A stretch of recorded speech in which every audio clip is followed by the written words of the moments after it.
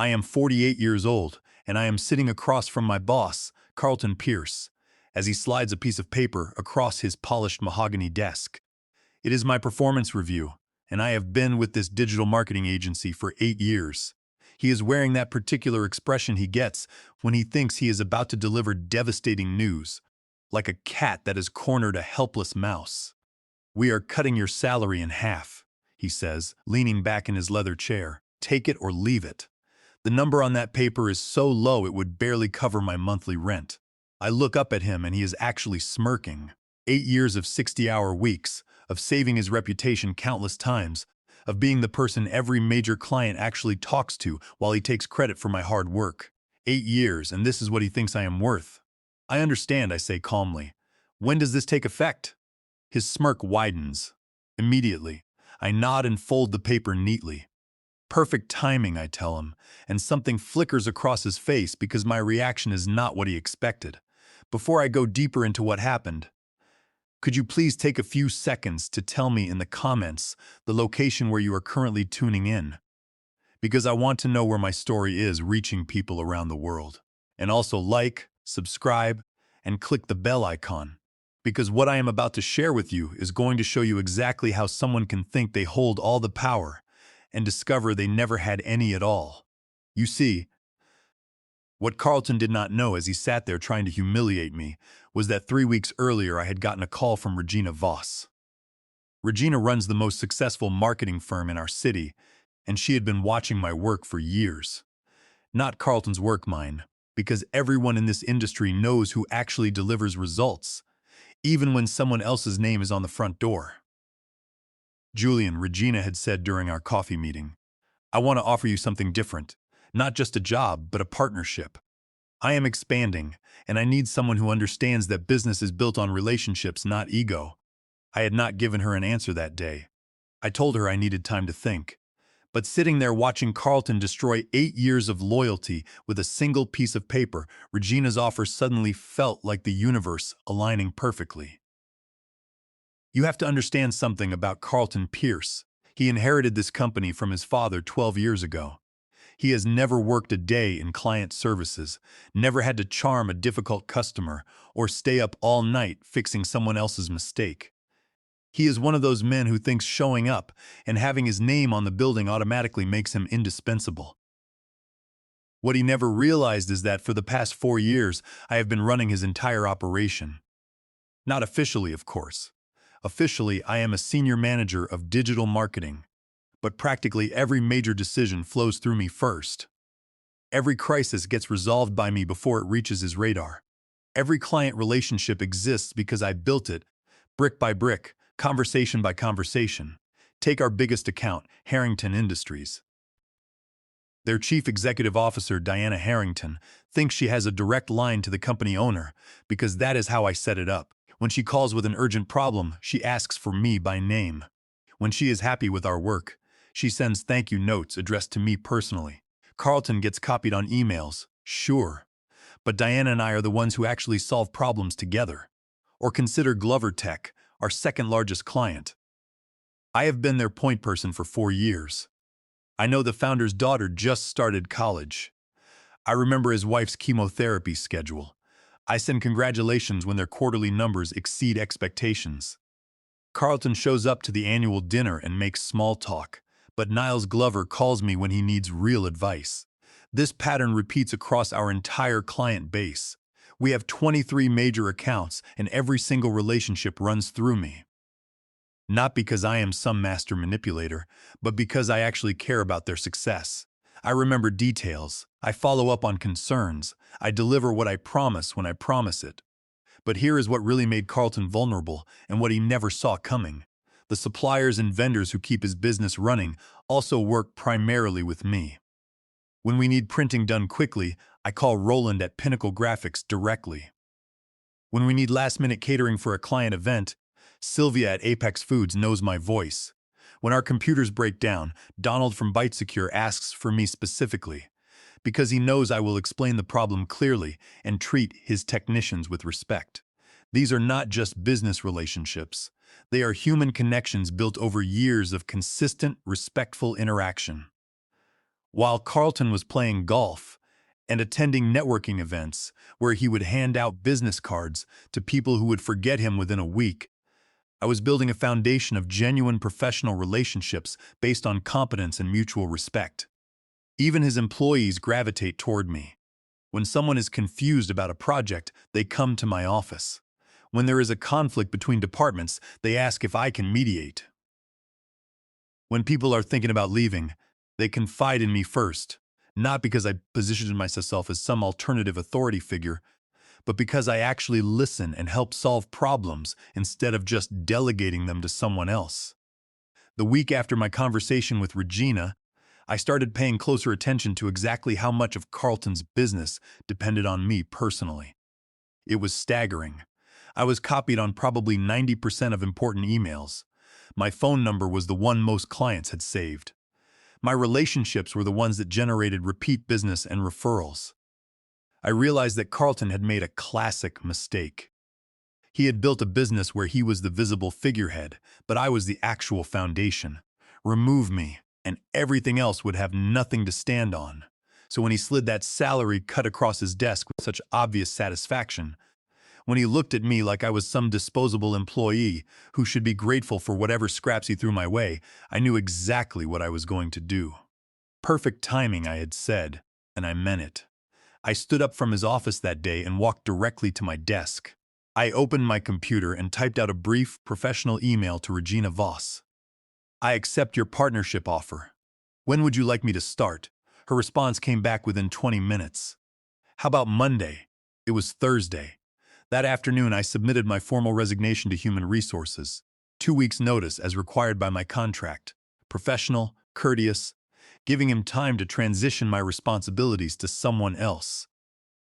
Of course, what Carlton did not realize was that my responsibilities could not actually be transitioned. You cannot transfer 8 years of relationship building in a 2-week handover period. When I told Carlton I was leaving, he barely looked up from his computer. Fine, he said. We will manage without you. I almost laughed.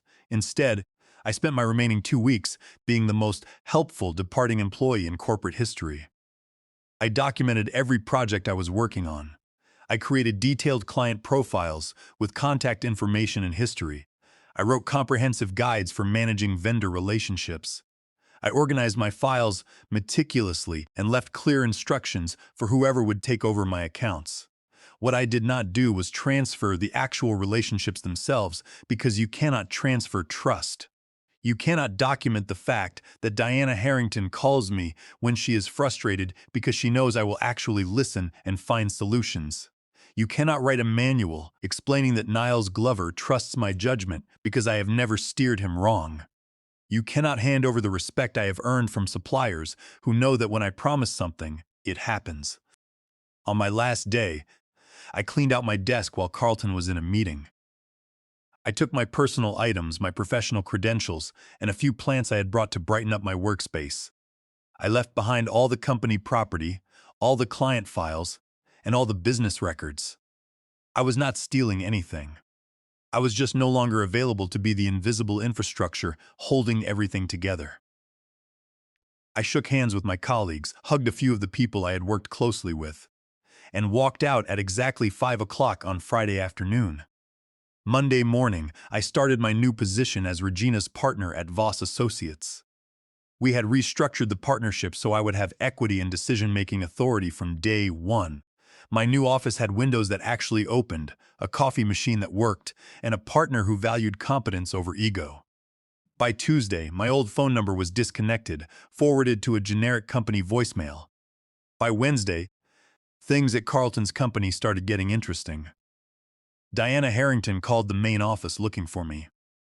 The receptionist transferred her to Carlton, who had no idea why she was calling or what project she was discussing.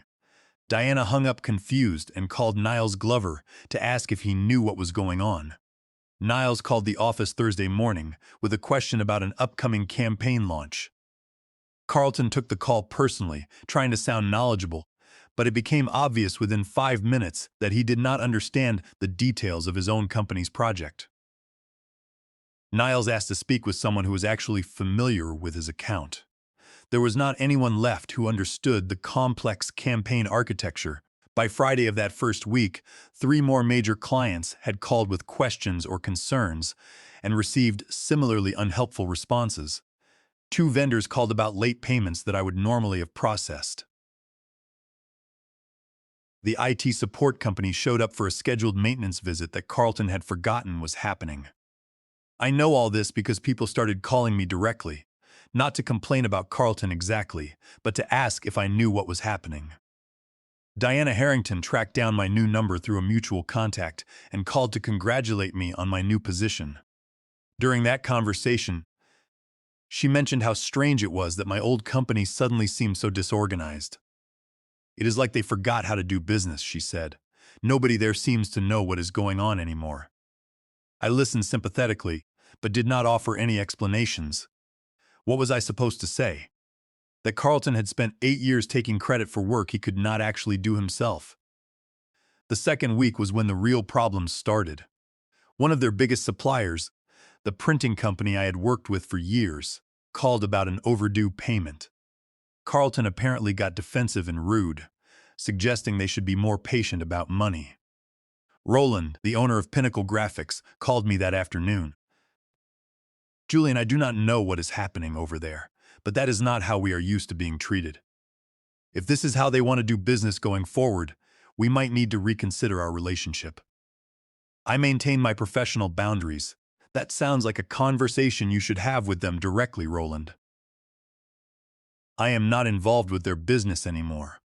But of course, I also mentioned that my new company was looking for a reliable printing partner, and would he be interested in discussing a potential partnership? This is where people sometimes misunderstand what happened next. I did not sabotage Carlton's business. I did not steal his clients or badmouth his company. I simply started building relationships in my new role the same way I had always built relationships, by being competent, reliable, and genuinely helpful. When Diana Harrington mentioned she was frustrated with the lack of communication from her current marketing firm, I listened. When she asked if my new company might be interested in discussing her account, I said we would be happy to have that conversation. When Niles Glover called to congratulate me on my new venture and asked about our capabilities, I was honest about what we could offer. Within 3 weeks of leaving Carlton's company, Regina and I had secured meetings with 4 of his former clients. Not because I recruited them away, but because they sought us out after becoming increasingly frustrated with the service they were receiving. The beautiful thing about building genuine relationships is that people remember how you made them feel. When they are getting poor service from one provider, they naturally think about someone who consistently provided good service. It is not corporate espionage or unethical competition. It is just basic human nature. By the end of my first month at Voss Associates, we had signed 3 new major accounts. All of them happened to be companies I had worked with previously. Companies that had grown frustrated with their current marketing firm's inability to provide the level of service they had previously enjoyed. The tipping point came when Glover Tech made the switch. Niles Glover called Carlton personally to explain that they would be moving their account to a firm that better understood their marketing needs. Carlton apparently became belligerent, accusing Niles of being influenced by a former employee. Niles called me that afternoon laughing. Julian, that man just proved exactly why we made the right decision. He spent 10 minutes yelling at me about employee loyalty and competitive ethics, but he could not answer a single question about our actual business needs. It is like he never understood what we do or why we hired his company in the first place. That is when I realized what was really happening. Carlton had not just lost me as an employee. He had lost the person who translated between his ego and the actual requirements of running a business. Without me there to bridge that gap, clients were getting unfiltered exposure to his incompetence. The stories started reaching me through industry contacts. How Carlton had forgotten about a major presentation and tried to wing it with outdated information. How he had promised deliverables that his remaining staff could not possibly complete because they did not have the client relationships necessary to gather requirements. how he had mishandled a crisis situation that I would have resolved with a few phone calls. Each failure made my former clients more appreciative of the service they were now receiving from Regina and me. With each conversation with Carlton reminded them why they had actually valued working with his company when I was there to make everything run smoothly. 6 weeks after I left, I ran into one of my former colleagues at a coffee shop. She looked exhausted. "Julian, it is chaos over there," she said. "Carlton keeps asking us to handle things you used to do, but none of us know how. Half the vendors won't return our calls. Clients are constantly asking where you went, and Carlton just keeps saying we need to figure it out because business has to continue." I felt genuinely sorry for her and the other employees who were dealing with the fallout of Carlton's mismanagement. They were good people caught in an impossible situation. "Are you looking for other opportunities?" I asked. "Everyone is," she said.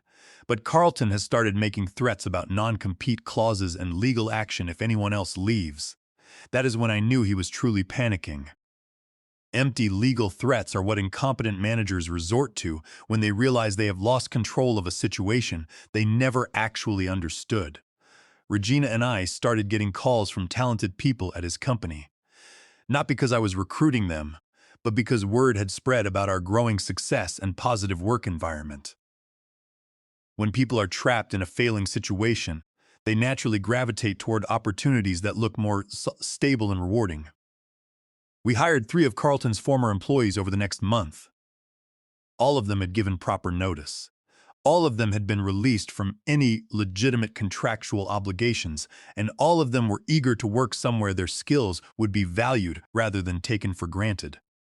With each new hire, we gained deeper institutional knowledge about accounts that were struggling at the old company. The final domino fell when Harrington Industries made their decision to switch firms. Diana Harrington called me personally to explain their reasoning. "Julian, we have been trying to make it work with your old company for 2 months now, but it is like working with strangers. Nobody there understands our business or our history. Every conversation starts from zero. We are paying premium rates for amateur service. When Regina and I signed the Harrington Industries account, we became the fastest-growing marketing firm in the city. In 3 months, we had gone from a small boutique operation to a major player in the local market, all because Carlton Pierce thought cutting my salary in half would teach me my place. The last time I saw him during that phase was at an industry networking event about 4 months after I had left his company. He looked terrible, stressed, tired, and defensive. When he saw me across the room, he actually tried to approach me. "Julian," he said, "we need to talk." I was polite but firm. "I do not think there is anything for us to discuss, Carlton." "You destroyed my business," he said, loud enough that people nearby started paying attention. I looked at him calmly. "I did not destroy anything, Carlton. I just stopped fixing everything." That was the moment he finally understood what had really happened.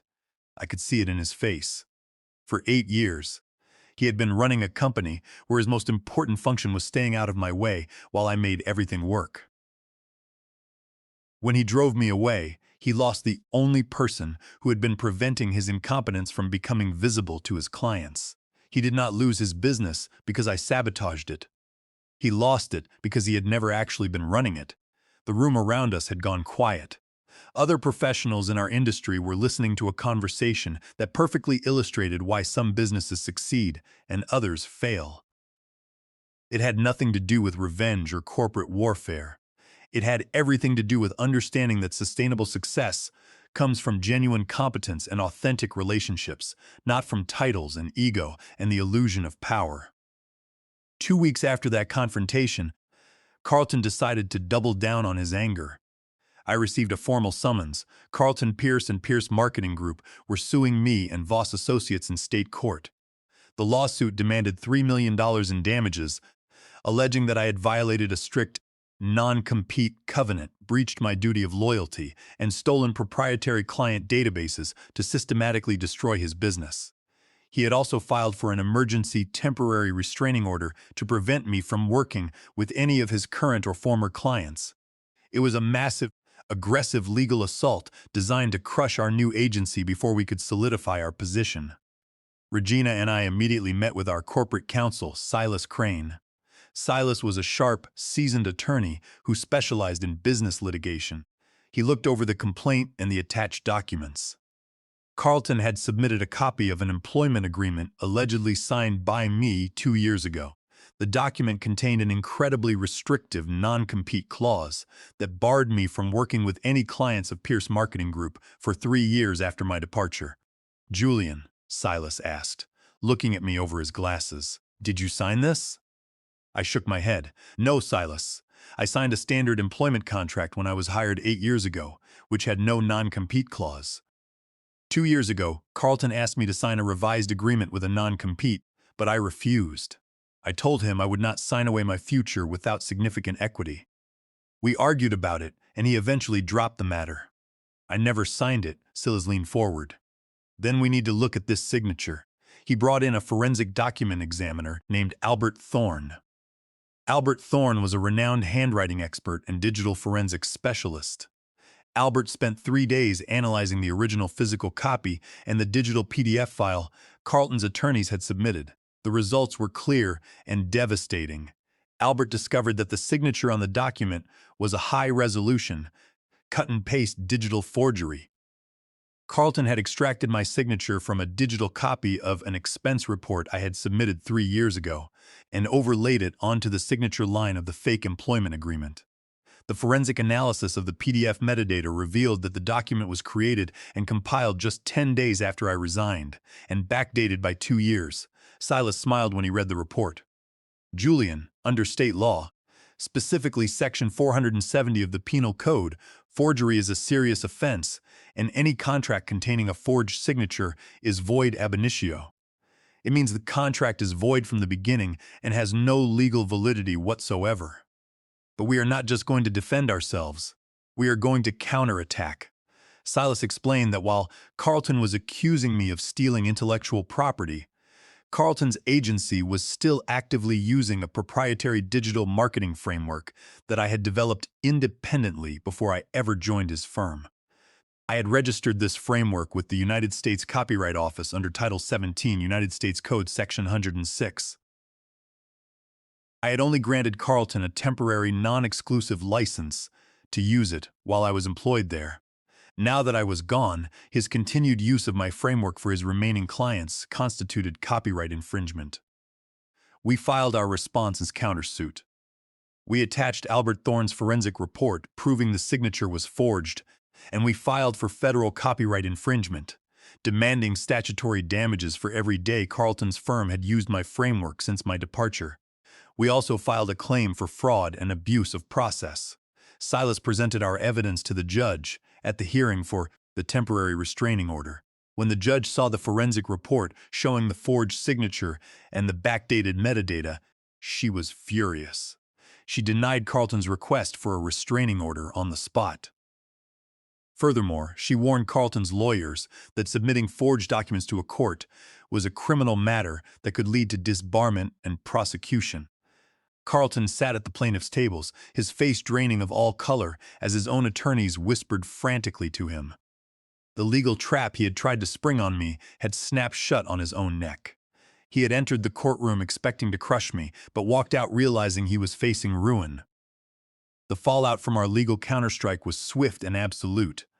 Carlton's lawyers, realizing they were representing a client who had committed document forgery in a civil proceeding, immediately advised Carlton that he needed to settle the countersuit. They knew that if the case went to trial, the evidence of forgery would be forwarded to the district attorney for criminal prosecution, but Carlton had a much bigger problem. For the past 6 months, he had been quietly negotiating to sell Pierce Marketing Group to Vanguard Capital, a massive private equity firm that purchased mid-sized service businesses. The acquisition price was set at $2 million, which Carlton desperately needed to pay off his mounting debts. However, Vanguard Capital performed rigorous due diligence. When they learned of our federal copyright lawsuit and the forensic evidence of signature forgery, they immediately invoked the material adverse change clause in the acquisition contract. They canceled the deal entirely. Without the acquisition capital, Carlton was ruined. He could not pay his legal fees, and he could not afford to keep his business running as his remaining clients fled to Voss Associates. Within 2 months of the court hearing, Carlton was forced to shut down the agency. He sold his remaining computers and office furniture for scrap to pay off his creditors. The firm his father had built over 30 years disappeared completely. Today, 2 years after I walked out of Carlton's office, Voss Associates is the most successful digital marketing consultancy in 3 states. Regina and I manage 47 major accounts and employ 63 talented professionals, including many who left Carlton's agency during its final days. Forbes recently featured us in an article about independent businesses reshaping their industries, and the local business chamber named me Entrepreneur of the Year. But the final twist of this journey happened just 3 months ago. I received a phone call from Eleanor Brooks, a senior partner at Summit Search, the nation's premier executive recruitment firm. "Julian," Eleanor said, "I have been retained by a client to find a chief marketing officer for their corporate holdings. They are looking for someone with your specific expertise in rebuilding client relations and operational systems. The compensation package starts at $400,000 annually, plus significant equity stakes and performance bonuses." I was flattered, but I explained that I was already a partner in a very successful firm. Eleanor persisted, asking me to at least take a meeting with the client, Vanguard Capital. I agreed to the meeting out of curiosity. The next week I sat in a conference room on the 42nd floor of a downtown skyscraper, looking across the table at Howard Cole, the regional director of acquisitions for Vanguard Capital. Howard was professional and direct. "Julian," he said, "over the past 18 months, we have acquired 7 mid-sized marketing companies that were struggling due to poor leadership. We want you to oversee these properties, identify the real operational talent, and rebuild their client relationships." He opened a folder and showed me their analysis. We watched what happened to Pierce Marketing Group. When you left, the business collapsed because the owner did not understand the operations. The clients followed you because they trusted your competence. We want that competence at Vanguard. Howard then slid a final document across the table. "There is one more thing, Julian. 3 weeks ago, we acquired the assets of another struggling digital marketing agency. The investors had hired a general manager to run it, but he repeated the same leadership failures, alienating clients and staff. The owner of that agency had to sell it to us for pennies. That general manager is Carlton Pierce. We want you to take over the division. As the chief marketing officer, you will have complete authority over the staffing. You can decide whether to keep him on or terminate his employment immediately." I stared at the document. The irony was absolute. The universe was offering me the chance to become Carlton's boss, to hold his career in my hands, and to deliver the final blow of revenge. It was the ultimate corporate triumph. And as I sat there looking at Carlton's name on that organizational chart, I realized something profound. I did not want the job.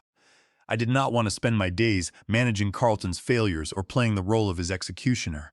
My time and energy were too valuable to be spent on his incompetence. "Howard," I said, sliding the document back, "I am deeply honored by the offer, but my heart is with Voss Associates. I would rather build something positive with Regina than spend my life cleaning up someone else's mess." Howard looked disappointed, but he smiled. "I understand, Julian. It takes a rare leader to walk away from revenge to focus on true success." As I rode the elevator down 42 floors, I felt a deep sense of peace. The best revenge isn't gaining power over those who wronged you. It is building a life so successful and fulfilling that their opinion of you becomes entirely irrelevant. Carlton Pierce had cut my salary in half to teach me my place, but instead he taught me my worth. Today I do not look back with anger, only with gratitude for the push that forced me to build my own future.